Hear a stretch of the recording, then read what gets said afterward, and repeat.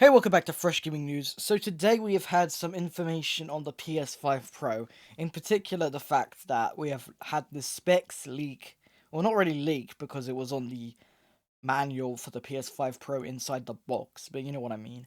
But anyway, in the manual it says how the PS5 will have 2 GB of DDR5 now, which would be used for like the system memory.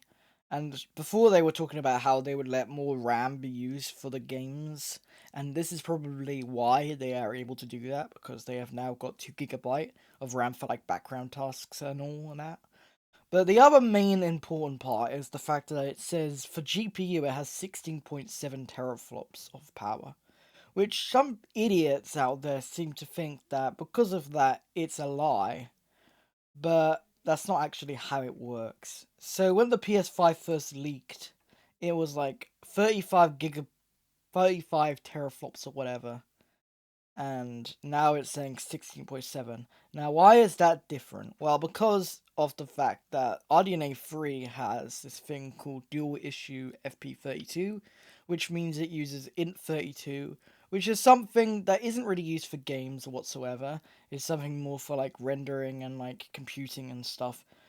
That means the teraflop count is actually doubled when it shouldn't be affected for games. So what they've done is they've taken that off this GPU and now it's half of that.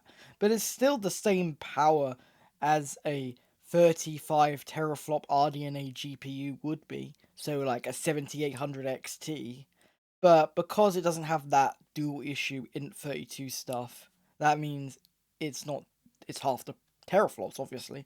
But yeah, so basically it's probably about the same performance level of a 7800 XT, but because of the fact that it's got no dual issue FP32 or int32 performance, it's half the teraflop count.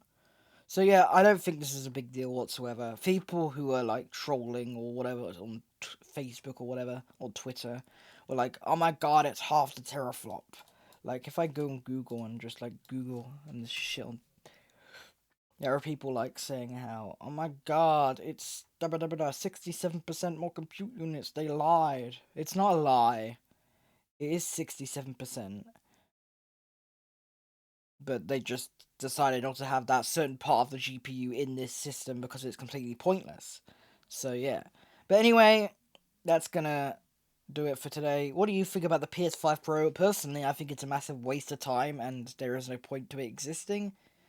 But it is what it is, I guess. Like, why the hell do you need games to run at higher resolutions when the games already run at a pretty high resolution on the PS5 normal version? I don't see the point in buying it, especially considering it's like twice the price of a PS5. Why would I spend twice as much money just for a bit more resolution when the games look so similar anyway? It's completely pointless. But anyway, that's going to do it for Fresh Game News today. Like, comment, subscribe, and I'll see you guys next time. Bye bye.